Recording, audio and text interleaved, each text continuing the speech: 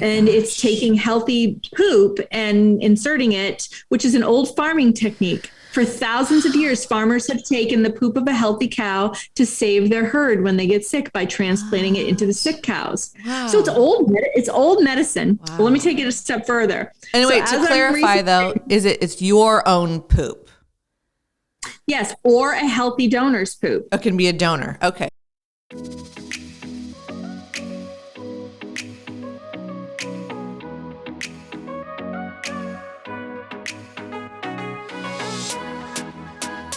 Hey everybody, welcome to lauren.live, the spirituality and health podcast. I've got Joyce Dales with me, the founder of Buzzagogo Nasal Swab Remedies. How are you doing? I'm good, thank you. Thanks for having me. Yes, I'm so happy to have you on the show. I was just chatting with Joyce and I was saying we haven't had anything on the show just like this, so this is going to be perfect, new information.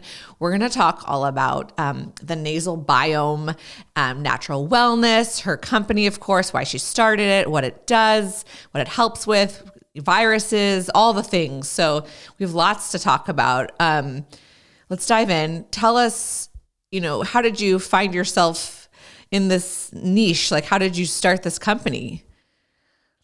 Well, it started because I, 15 years ago, had the experience twice of being told someone I loved was immunocompromised. So I was kind of living in that COVID space that we've all been living in for 2 years, where all of a sudden every cough and sniffle was bringing terror into my life. So I decided I was going to do something about it. I was a new mom. I had just adopted my baby girl from Vietnam, and she was my first child, and she needed emergency open heart surgery due to Agent Orange. So her heart was completely backwards, and they needed to give her a full pulmonary graft. Apparently, the type of defect that she had there is so rare that we would have sent her to New York or Boston or San Francisco, someplace where they do this surgery and there's specialists in her surgery. And in Hanoi, they were doing 20 a month.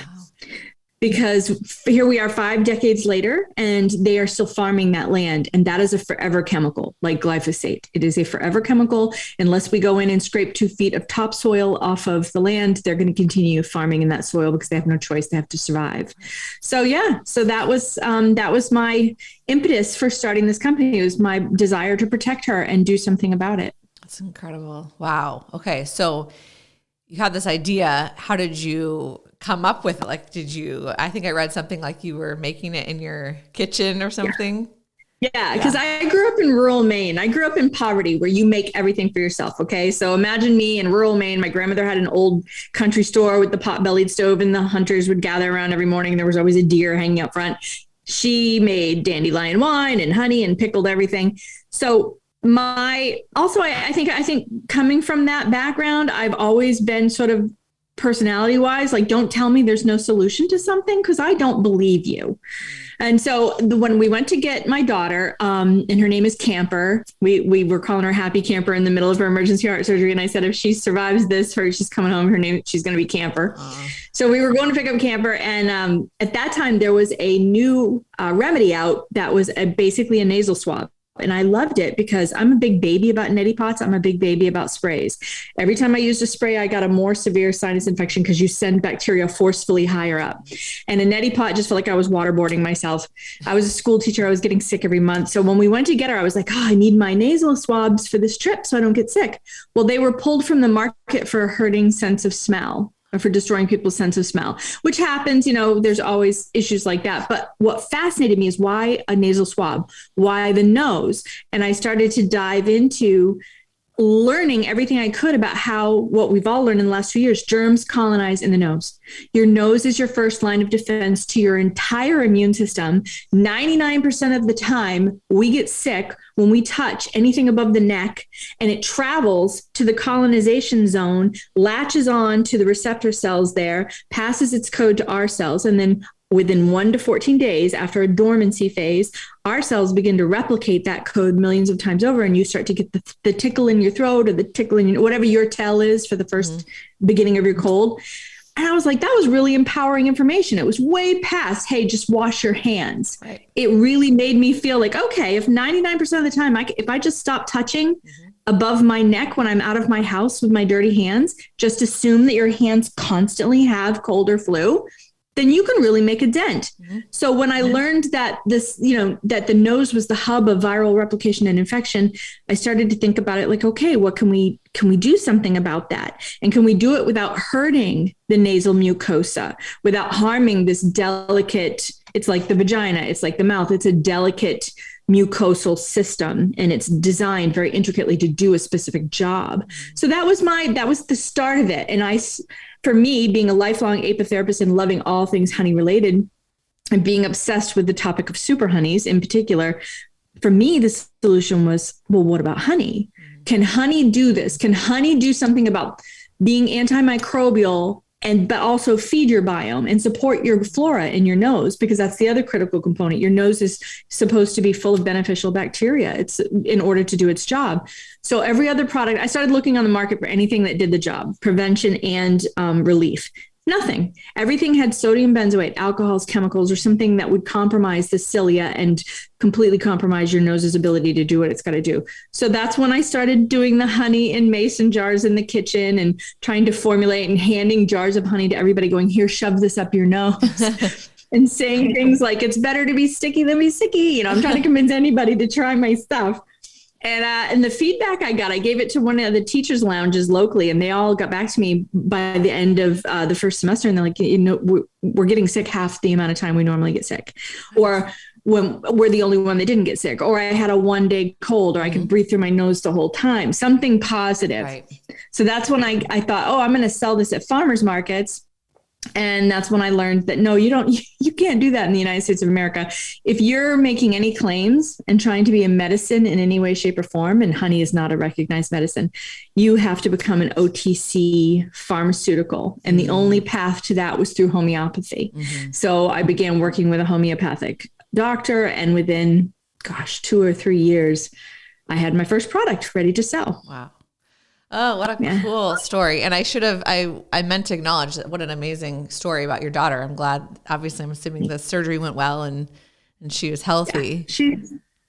Yeah, she's going to be 15 on Halloween. That's amazing. And she is an athletic, competitive swimmer. Gosh. She's amazing. That's really cool. What a great story. And then through that, you're able to make something to help other people, which I just love. Yes, I love this topic because I joke I am like a germ phobe, and I've been trying to get better. I have a daughter and another one on the way, and it's forcing me to get over my fear of germs because, as we all know, toddlers and babies put everything in their mouth, touch everything, and it's been like therapy. It's right. It's like exposure therapy for me because it's around us. It's part of our life. And I will say my mom, to give her some credit, she has always told me, do not touch your nose, do not touch your eyes or your mouth, or your face. That's how you get sick. She's always told me that. So when you said that, I'm like, that is such a good tip. And, we always had a rule, like when you come home from being in the public, like you wash your hands. So just simple things that can really help reduce. But nonetheless, we still sometimes get sick. There's airborne or whatever. So that's amazing that there's products like yours. I do want to talk about the honey, because I've been using this new product that has Manuka honey. It's a hand cream. I had some really bad dermatitis and eczema during my pregnancy, and it really helped with the itching. And honey is so amazing. I learned that's the only food that doesn't spoil.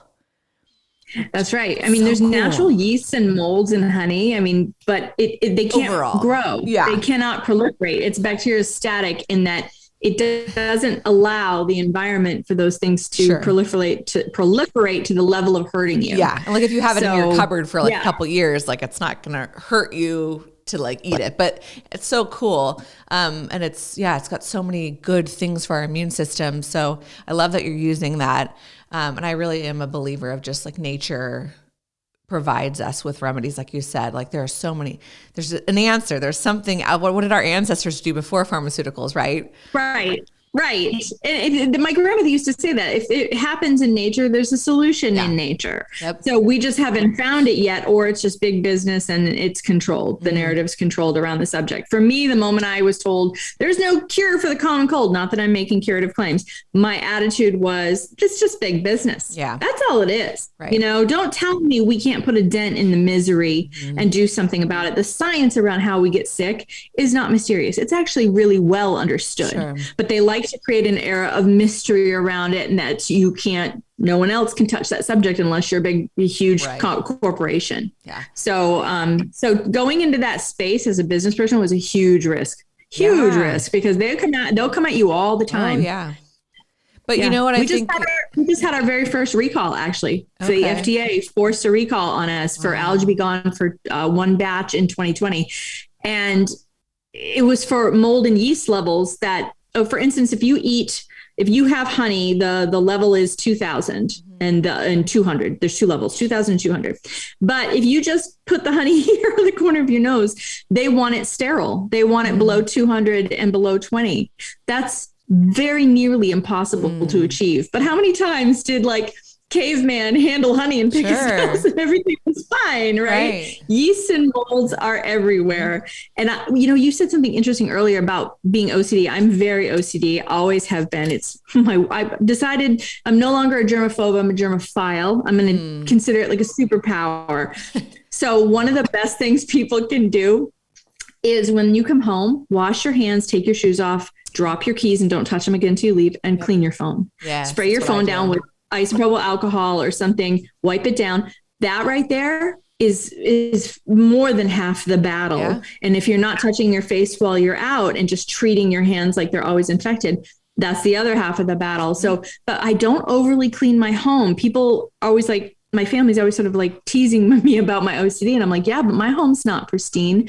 I consider my home my biome, my bubble. And I like it to be not pristine. I mean, it's neat and clean, but if my kids are rolling around on the floor and making out with the dog on the lips, that is how we build our biome. Right. That's normal, right? That's not how you're going to get a flu. Yeah. Right. Yeah. No. And if they're out at the lake playing in the water, I don't feel the need to shower them just to, when they come in the house. They just let Mother Nature build your biome. But I think allowing children to be sick, children on average get 11 colds a year. That's almost a cold a month, if not more for some kids, if you include strep and other infections. That's people are like, oh, well, they got to build their immune system. That's a miserable way to spend childhood. Yeah. You can build your immune system with micro exposure to those things without needing to be sick constantly. Yeah. That's true. You make good points. Yeah. I feel like this is perfect for me because I'm so like that. People that know me, they're like, well, what about your daughter in the dirt? And I'm like, I don't care. I love it. Play in the dirt, earth. I have no problem with those germs. It's public, grocery conveyor belts and nasty things that never get cleaned, right? That's the kind of stuff. But yes, I love this conversation. Because Mother Nature, here's my theory about the village. If we were living in a small village, if you think of everything in your life as a biome, from your body to your home, to your town, to your biomes, the rings that go out. Normally, under normal circumstances, we would be involved with our immediate family members, maybe of a community of 100 to 200 people. We'd see each other on market day. But because of the global world that we live in, I don't know that Mother Nature really expected us to touch the doorknob at the airport that 5,000 other people touched in a week. That's over challenging what we are capable of overcoming. So I don't think it's being OCD or germaphobe to have survival strategies for that in place. So otherwise, your kid's going to be sick every month. And how miserable is that? I'm going to say that now. People are like, oh, Lauren, just relax. But because I'm I do. I clean the phone when I come home. I'm tell my husband, don't touch your keys. You just wash your hands. Now you're touching your keys. I can't. But I understand too. There is an element. There is an element of if you stress too much about it, that also the stress can be harmful to our bodies too. So it's you just make some easy decisions. Don't touch your face. Wash your hands. And then that's good. And then you're going to relax when you're at your home. But I think a lot of people just aren't aware of those. I see people out touching in the eyes, and I'm just oh my gosh, don't get, because you're going to get sick. Stop touching your face. So I love it when I see people eating. One of my friends used hand sanitizer, handed the menu, read the menu, was like this, and then licked their fingers. And I was like, no, enjoy your flu. I can't. Right there. I feel like I'm Seinfeld. I notice every little thing like that. That's so funny. Yeah. But somehow most of us, we're good. We make it, but there are people that are sick. And this is a more in-depth topic because there's a lot of reasons we're sick too. There are a lot of chemicals we're exposed to. There's a lot of, this goes, too deep for our hour conversation. Our foods are very toxic. There's a lot of autoimmune and crap going on. People that are more, compromised because of those things are getting sick more. So there's a lot of elements to this, but at least some preventative steps, your remedies help with that, I think well, our terrain's compromised. I mean, our food, our air, our water is all compromised. So despite our best efforts, and I'm not a petite flower. I mean, I spent the first 20 years of my life drinking Coke like it was water. We didn't know. And so I compromised my biome doing that. So I have to, great. I may start eating paleo. I may start running and exercise and do all those things correctly and try to heal my body. But that is such a long-term process. What can we do right now in these little things to protect ourselves without going, like you said, crazy where you feel like you're going, don't do it. But I do the same thing. I do the touch. I'm a touch policeman in my home. Totally. Yeah. If you've dropped those keys, baby, don't touch those again. Yeah, that's so funny. Oh my goodness. Yeah. Yep. It's true. And it's near impossible to stay away from all the toxins, but we can do our best efforts to reduce and use things like, the swab remedies and just to help support our immune system. There's so many great herbs and things like honey, and that's really cool. So I would be curious, what I know one of your sample questions when I was preparing for the interview was like, why do we get sick? What do you think, just out of you can take it spiritual or scientific, whatever you want, but what is the role? Like, why do you think we get sick? Is it because to build our immune systems, or is it like an evolutionary thing? Like, what is your opinion? Like, why do we get sick? I think it's just I think it does build your immune system, but I always think of this. I always think of things like this. I think over the years, since I've been doing this remedy, I'll hear from somebody who, gets deathly ill on this time, but the next time doesn't. And it's a similar virus, whatever. But if their terrain is compromised by whatever reason, your condition as a biome changes constantly, is in constant flux. So I think that your condition dictates your response to the invader. And then I think that the invaders, we're supposed to be in such tip-top optimal health that those invaders just prime our immune system and make us good to go. But based on the condition you're in at any given moment, it might knock you on your ass. Yeah. And that's not optimal. And so you have to constantly working on those two things. But absolutely, we're supposed to be exposed to viruses, because I read one time there was this tribesman, I forget where, like this really old person that had been not exposed to Western civilization, might have been in the rainforest. I forget. I read this story, and he had immunity to everything when they tested his blood, including tetanus. And this is somebody that just existed in nature, but he had immunity to tetanus. Which is not so. What kind of micro exposures? But he's in top shape. Right. But what kind of micro exposure did he have throughout his life to slowly build that immunity? I'm not saying I want to be micro exposed to rabies or something, right? But I think that there's mechanisms in the human biome that we haven't even actually begun to understand. So we can only do as much as we can do. That's fascinating. Yeah, that is interesting. It'd be interesting to see, like, if you ever came in contact with some of these people that might, like, people came into his tribe or something, but yeah, that's fascinating.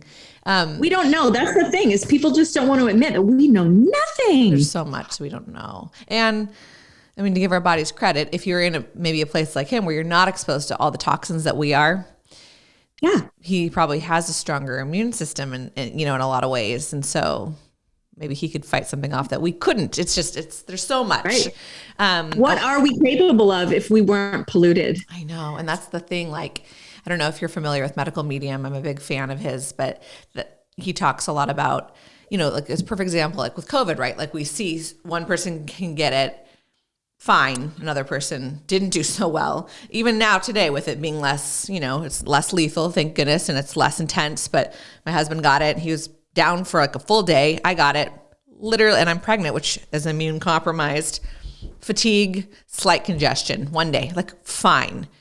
Fascinating, right? And I'm not a scientist. I don't know like the strain level of what I got versus him. Like you could go into it and go crazy, but I do think there is something to, your biome, what's going on internally. We're all so different.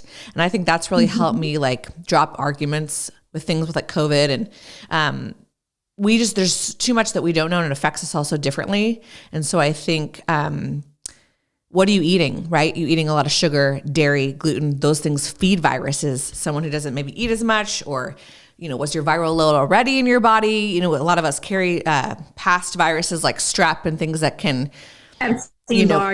or heavy metals that feed viruses. Is all stuff I learned from medical medium. It's fascinating, right? So I think if we can strip clean a lot of those things, but that's a bigger process. And I do think we're becoming more aware of as a society, which is positive, but that's a really hard change to make. I mean, if you're not and look at, they're trying to divide everybody. I mean, there's so much division, and that is on purpose. Yeah. That is deliberate, because we cannot, you can't be a truth seeker if you are censored, or if you are, you can't be a biohacker. They've basically turned everything taboo in order to control the narrative. Mm-hmm. And I think that each of us, as we biohack ourselves, no two of us is going to have the same biohacking journey. Yeah. It's different for everyone. Yeah, we might all have root cause protocols that we can share. But every time I talk to somebody, I get new nuggets where I'm like, that resonates with me.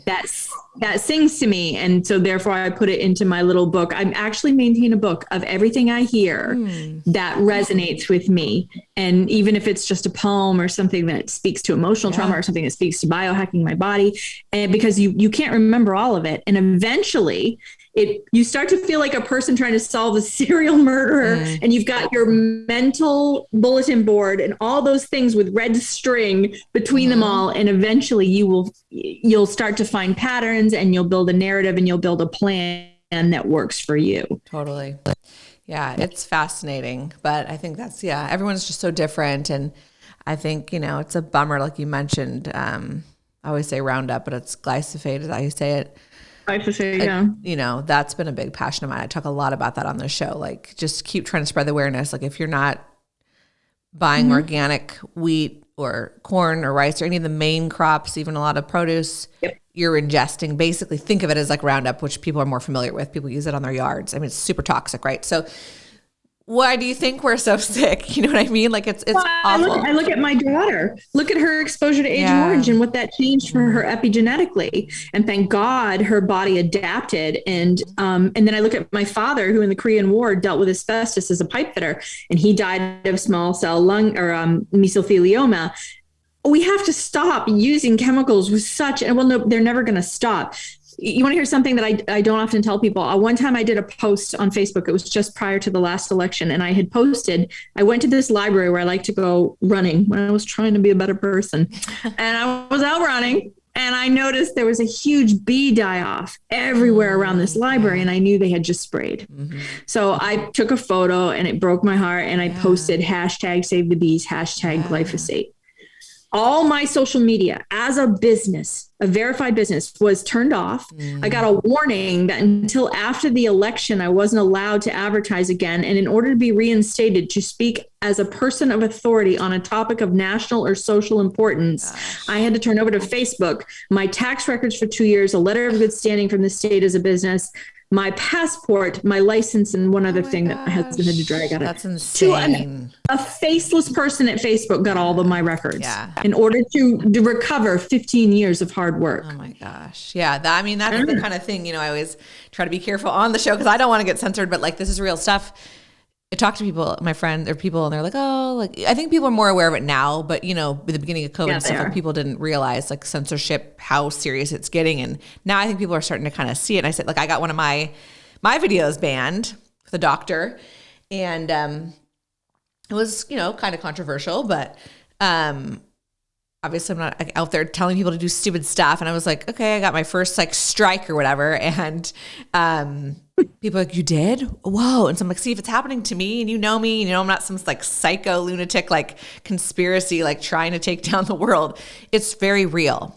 And so, you're talking about the bees literally died. Like, how is that controversial or misinformation? Like, it's wild. So I think we're in a space, although we do different things. I'm in your world because I'm sharing it. This is what I do, is I share people's work like yours, and I want to make it a better world. I want people to learn and be open to new information that may not be shared, on the other side of the world, pharmaceutical and corporations and stuff. But it is wild time to be alive, but I am happy there's just so many more people that are opening their minds every day. Look at how many people have learned stuff through COVID. Now I think, I had friends that were not talking to me with stuff to do with vaccines.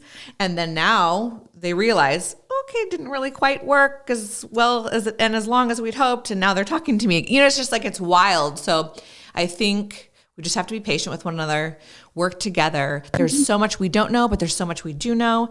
There's amazing tools out there. We're learning, we're growing, people are becoming more aware. And unfortunately, sometimes we have to go through these dark periods to open up and awaken. Well, the pendulum swings way over here. Totally. And then it has to go way over here. And then we find our middle ground eventually, hopefully, because the divisiveness isn't serving anybody. It's hurting all of us. The only people it's helping is the people who make glyphosate, you know, and hashtag glyphosate gets you banned. Oh my gosh. Why is that? Yeah. But I mean, they're literally having like, it's not even controversial. There's literally been ongoing lawsuits. Like, this is public knowledge now. This isn't just people like you and me posting about it. Like, this is known. This is horrible. Thank God organic stuff is becoming more mainstream. Now, you know, you could dive in. Is it really being monitored as well? Certain brands, who knows, but it's a step in the right direction.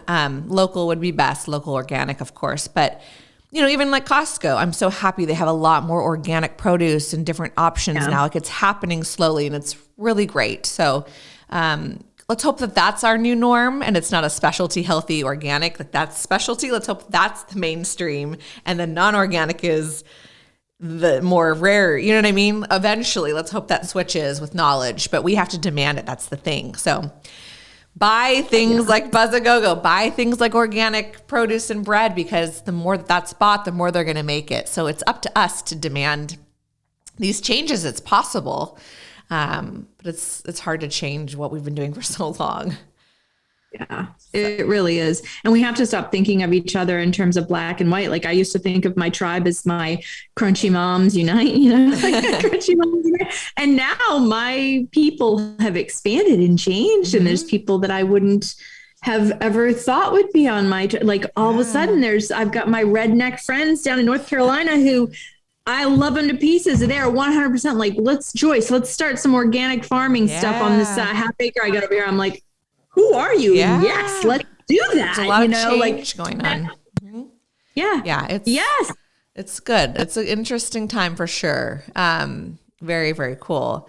I love it. So why don't we talk a little bit about your product line? Tell us what you have: allergy stuff and you have cold flu, right? Yes. The cold be gone for adults and kids, allergy be gone for adults and kids. They're all good for over the age of 1. Any one of my products. If you were on the hunt for cold be gone for adults, buy, and you only found cold be gone for kids, get it. Okay. It's basically the same product, just like the FDA requires external packaging change for anything for a child, all safe for over the age of 1. The Allergy Be Gone does have added antihistamine homeopathics for that non-productive inflammation, but honeys, and specifically Manuka honey and the other super honey blends, they're vasoconstrictors. So they can help with that awful non-productive swelling where you blow your nose and it doesn't get any better. That's what that's there to help with. So yeah, you can buy them anywhere. We are carried in select CVS. We just got picked up by Winn-Dixie, Fresh Time, oh my gosh. So many Cub, Albertsons in Texas and New Mexico. Oh, and here's the funnest one. Travel Centers of America. Oh, good. Well, that's like good. The gas station where the truckers are off of all the highways is carrying the PEDS, allergy and cold, across the entire nation. So it's in every state. I'm like, all right, way to go, trucker. Yeah, that's really good. Wow, congratulations.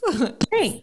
Thanks. Yeah, we're trying to keep up. It's been a little hairy to go from being a little nobody remedy to all of a sudden people, when I talk about the Booger Biome, people aren't like, you're crazy. Yeah. No, they want to hear, you know? Yeah. Well, they should. It's something real. Yeah.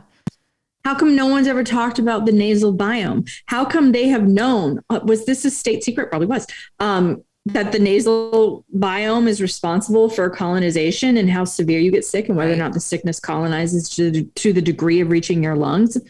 Why haven't we been taught that? All we've been told is wash your hands. Right. Yeah, that is true.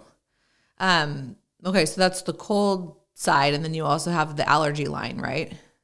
Allergy Be Gone. Yeah, that's got the extra antihistamines for the, if you're just inflamed, I might but need not that. I have really bad allergies. I didn't used to, so that's interesting. Like what happened in my body or what happened in the earth, and I'm sensitive to it. But I get horrible seasonal allergies now, horrible, and I will refuse to take Claritin or any of those types of things. So I suffer through a lot of it. So this is something I can finally try.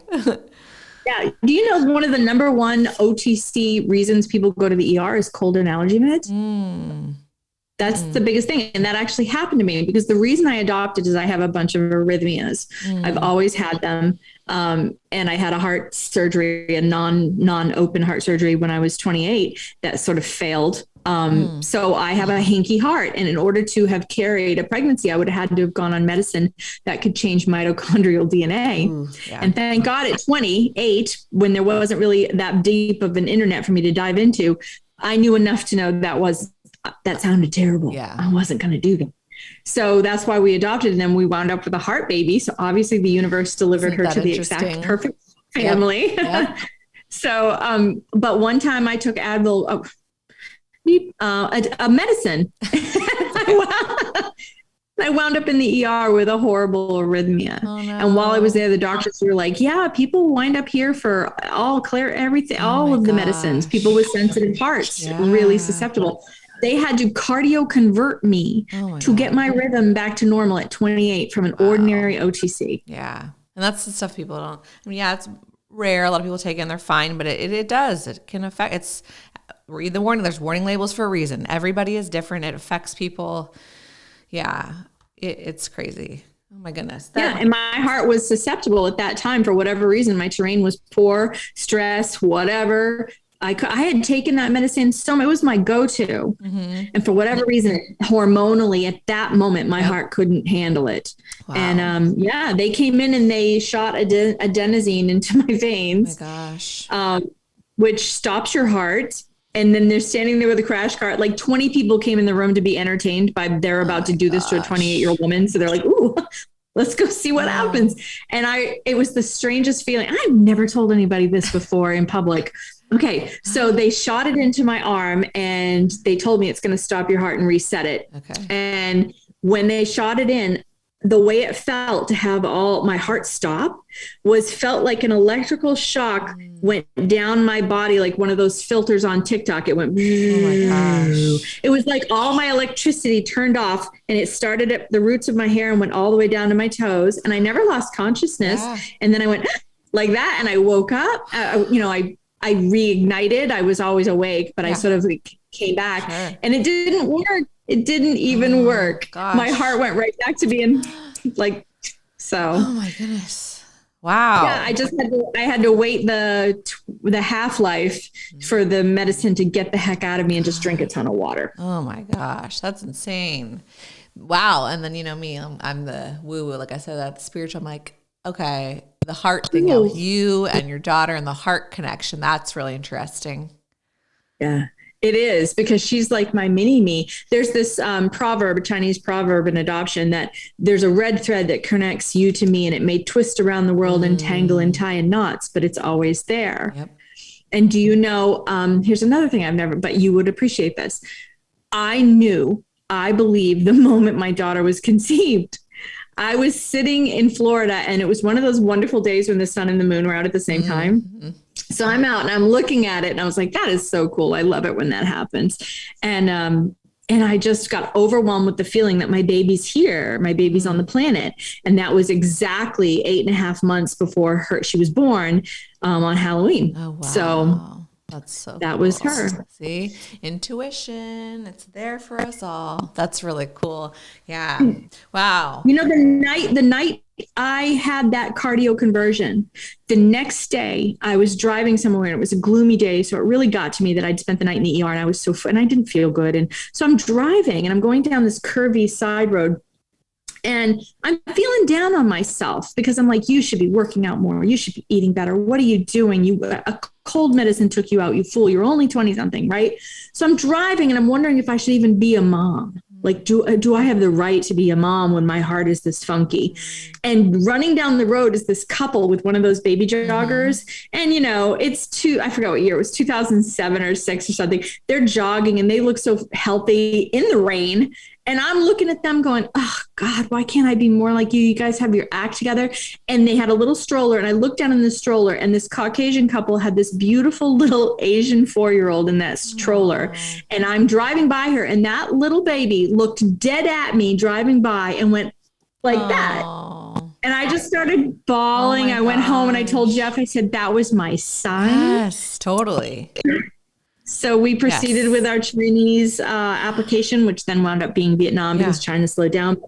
Yeah, we had tried to work with domestic. Yeah, we tried to work with domestic adoption a bunch, but they kept falling through. And so that's why we switched to international, because at that time that was the most stable program. Well, and then your daughter was the one that was supposed to be with you. So that's why that's a really cool sign. Yep. She was telling you, like, you are supposed to be a mom and you're meant to be a mom and you deserve that. You should believe that. And that's really cool. That's a great story. Yeah. Gosh. Well, your whole story is just so inspiring and so cool. And I love the work that you're doing in the natural wellness world. And it is, I've used several brands before, different things that are different products than yours. I don't have to say them, but some of them are like honey-based, and I love them, and they work so well, and you don't have that gross, icky feeling, hungover feeling that like others that I won't say that are made in labs that are similar ingredients to like meth labs, if you will. Like, it's just, you're not supposed to take something to relieve yourself, but then you also have a hangover and feel like crap, right? So I love that the wellness world is expanding. I mean, what are you seeing in that world? Like, you're in it more than I am, but like, obviously you're getting picked up in these chains. Like, it's becoming more popular. People are starting to believe in it. What do you think? Like, do you have this vision that like at some point, maybe most of our products could be like that, right? If we demand it, I guess, I don't know. We demand it, but I'm telling you, the retailers are responding to the consumers, but then the government is working against that and making it so difficult for the natural producers to produce. Right. And then when you find natural products produced by the large corporations, they're just adulterated. They're just greenwashing. They might take like dye out or something, but it's still got other chemicals or something like that. Yeah. Yeah. So just keep up the demand. And the retailers, I'm telling you, even though they're also large corporations, they're answering the demand. Every single one of, like, Winn-Dixie is looking to expand their natural products because people are going in and saying, I want this. And they're seeing what's moving off the shelf. Right. People are taking the time to scan and find my little bottle. Yeah. They're taking the time to find that. Mm-hmm. Yeah. Want to give their babies. I don't do any major advertising. I don't have the ability or the know-how. I'm growing too fast for my own learning curve. Which is incredible. And people are just buying it because it resonates. Like they get it. Like a nasal swab, kids don't mind it. It's not a spray. Right. And it makes sense to them now that they understand how viruses replicate. So just if you ask, they will meet the demand, especially the grocery stores. I feel that the grocery stores are taking over the space of drugstores because people don't want to go to more than one place for what they need. Right. That's true. Yeah.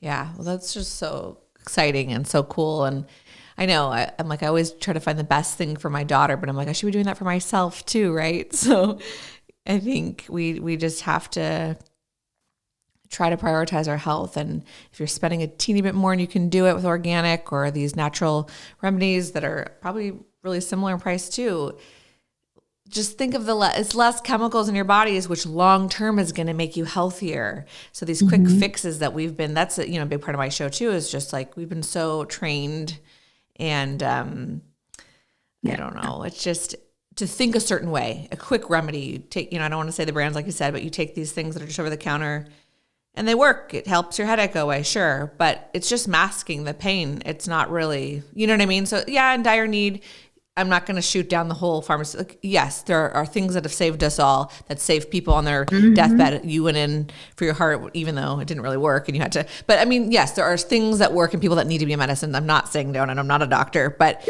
if you are healthy. Thank God for antibiotics. Yeah. Thank God for medical intervention when my daughter had a compound fracture from skateboarding. Like, thank God for those things.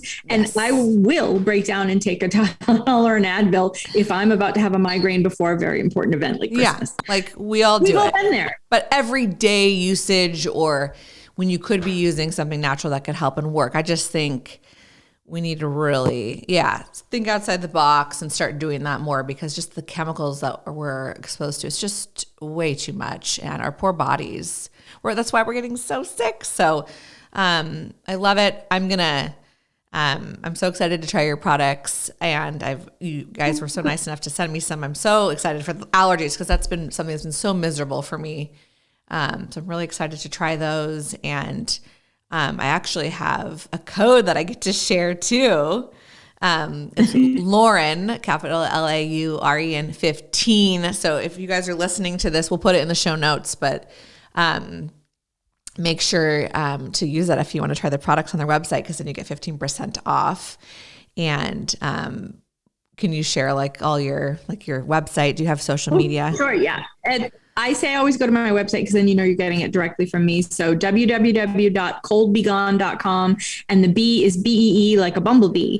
It's buzzagogo.com. We'll also go to the same website. You can get it on Amazon Prime if you like to use Prime, if you want to do it, that's fine. And then as far as where it is locally, it's changed so much. I keep trying to do a map for people and failing. So it's a hit or miss there, but you can always email me at joyce@buzzagogo.com, and I'll do my best to tell you if it's local to you. Yeah. Okay. We'll put all the websites, of course, in the show notes so people can find you. And I'm so excited about your products. I'm so excited about this conversation. Like I said, we're the same. We're so in line. We're so the same with some of that stuff. I feel like you get me. I'm not everyone gets me. I feel like I'm always this psycho germphobe, but I'm really not. I call myself a functioning germphobe. I go out. I will touch a doorknob, but I am also the person that will use the paper towel in the bathroom if I can to touch the doorknob, right? But Thumbs up. You're a germophile. You're an expert in your field. Yes. Embrace it. It's your superpower, because in this world, there's it's too much exposure. So you have to have survival skills. It's not OCD. It's perfectly And I don't healthy. I do have wood, knock on wood. I really don't get sick that often. So I have to say, whatever I'm doing feels like it's working. So people, don't underestimate washing your hands, as we all learned in COVID. And, it's just such a wild time. And I think it's just nice to have options like yours in such a crazy world. And I don't know. I'm really grateful for people like you and the work that you're doing. Thank you for, because it takes bravery, like you said, and you have gotten censored and it's been hard, but you keep going, and we just have to. We have to keep going. We can't let the corporations and the, big boys stomp us down. This is real. People were doing this longer than pharmaceuticals were doing things. We have to remember that. What did all the tribes and Native Americans and people before that, what were they doing? Yeah, it was different. There were different elements, but you know what I mean? People lived in cities before and didn't have this stuff and survived. And yes, they were dying of other things. There's a whole thing, but we gotta shift what we're doing. And we are. You are. Absolutely. Absolutely. We gotta biohack the environment within the parameters we're given right now. You're right. Yes. And we're exposed to a lot more than they were. So I think anything we can do to help support our biomes, as we have learned, the gut biome, our nasal biome, these things, it's majority of our health, I think, really is affected by those things. And if we can treat those things well, I think we'd see a huge shift in national and world health. But it's tricky. Absolutely. Be a researcher, break the rules. Be a researcher. Don't let anyone. We have to encourage the vibe of keep breaking the rules, keep researching. Don't let anyone tell you, don't be Dr. Google. Absolutely be Dr. Google, and be aware that your results on Dr. Google are not what they were 3 years ago. Sure. So you have to go beyond and be Dr. Google, Sherlock Holmes. And also, you said, talk to people. That's what I do. I don't watch the news. I think it's super toxic. I like you, I don't have a notebook that I write everything down, but everyone that gets COVID, I just talked about, how was your experience? Did you get the vaccine? Or did you not get the vaccine? I'm collecting my own data, which really, we didn't have any prior data. We don't have a lot of long-term data. That's not controversial. It's literally science. It's a new vaccine. So collect your own data and start making your own decisions based off that. That's the best that we can do. And science is always changing. I think it's always good to continue having open conversations. You know what I mean? It's 100%. Yeah. 100%. You want to know what I'm obsessed with right now? So anybody that's like you or me, who is an OCD researcher that has to get to the bottom of it and is never, always learning, is right now I'm obsessed with the topic of prepare yourself poop transplants. Oh, I don't know. Obsessed. I don't know what that is. Really? Poop transplants? Yes. Okay, what is that?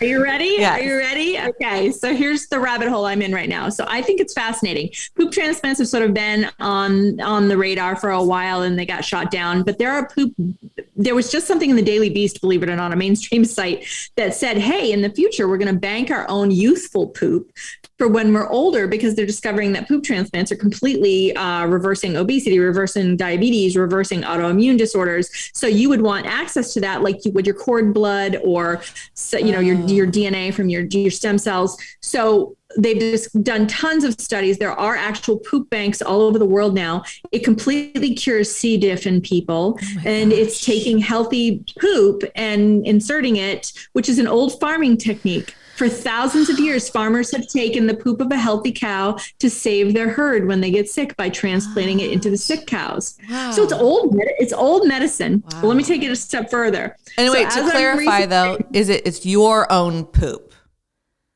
Yes, or a healthy donor's poop. It can be a donor. Okay, so it's like a blood transfusion or your own. Okay. Yeah, like a young child that has the healthiest metabolism and the healthiest poop. Okay. So that they're discovering when they do it in human studies that like twins, for instance, and they did it with mice first, the obese twin and the thin twin, when they're transplanted over, the obese twin becomes thin and it completely reverses the insulin resistance and it completely reverses autoimmune arthritis and all of these things. So fascinating in and of itself, right? Yeah. So I started learning more about why. And of course, it's just because of the variety of strains of beneficial bacteria. And one in particular, I went down the rabbit hole on. It was called L. reuteri, Lactobacillus reuteri. And it was discovered as one of the only, if not just two, I think maybe just one, human breast milk derived strain of beneficial flora. And it was patented in the 60s. So people can't put it in their formulations now without paying an arm and a leg. So you can never find it in common probiotics, right? L. reuteri. It's a breast milk's human strain. Right. And they discovered in studies when they took a floor of octogenarians that were on a surgical floor and gave them only L. reuteri, they cut their post-surgical infection rate and post-surgical complication rate by 80%. Oh my gosh. Just in the week prior to surgery.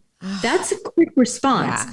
So I was like, that's fascinating. So the more I find about this, I'm like, that's fascinating. Then further down that lane is why does lactoferrin and colostrum, which are basically, it goes L. reuteri, lactoferrin, colostrum. It's just breakdowns of the same thing in different, in a more complete form. Why are they so beneficial? And they build your gut back up and help your biome flourish. I think it's because L. reuteri is the root of all those products. Anyway, so that's my current obsessive 5-year thing. I've been down that rabbit hole for 5 solid years. That's why I love this I love podcasts. Like, you never know what's going to come up. Thank you for keeping it real. And I love rabbit holes. That's what I love. But I mean, it makes sense if you think about it. Blood transfusions, it was your own blood or someone healthy. I mean, or they go in and they take parts of your tissue from other bodies and it can repair other areas of your body. Like, it makes sense. And, our gut biome has all this bacteria. Like, it actually makes sense. If you're like, initially it's kind of like, oh, but it makes sense. And as we know, breast milk is so healthy. A lot of times, I've had friends, the whole family gets sick and the baby doesn't because of the immunity in the breast milk. It's incredible. So, gosh, that patent's annoying because that could be something really cool to help a lot of us, right? If we could use that.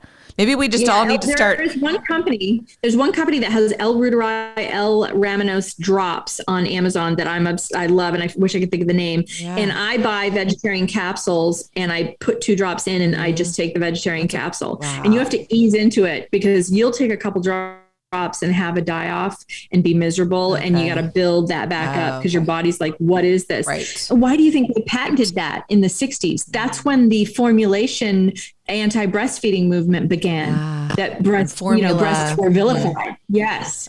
So somebody smart enough to be like, oh, the one and only human breast milk strain of bacteria, let's go ahead and patent that and then vilify it. Not horrible when it should be accessible to all, and we all, well, not all, a lot of women can make it, and we should be using it. And we need to start an army. We need to all, whoever is still in that, I'll be in that train again soon. Collect it. We need to start a thing. Yeah. That's crazy. My niece just adopted a baby boy. He's 6 months old, and he was a drug addicted baby, and she solely relied upon those drops and a bunch of, other good things, but she used organic goat's milk formula. And then she used breast milk donation web boards. Yeah. And she's been given that baby donated breast milk, and you wouldn't believe the change in him. Oh, I'm sure. Yeah, I'm a fan of goat milk too. I give my daughter that. I don't really like milk at all, but I had to give her something I felt, and that was what I chose. But wow. Okay. Well, that was fun. little nugget. I'm so glad you were willing to listen to my poop story, because I need other moms to do their research and hit me up, because I only have so many hours in the day. Right. I've never heard of that. This is the amazing world of podcasts. You're always learning something new. It's opening your mind. Hopefully people enjoyed that, because that was really cool.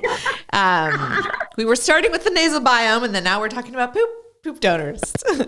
I love it. Well, this was so fun, Joyce. Thank you for being on the show. I love your energy. I love the conversation, and it's hard to compact it into an hour or a little less, but I feel like we covered a lot. And I'm just really excited to try your products. I hope everybody else is excited. And, again, we'll put all the information in the notes, and I'll be posting on my Instagram, as I always do, when the episode is live. So thank you for listening, everybody. And Joyce, thank you again for all the work that you're doing.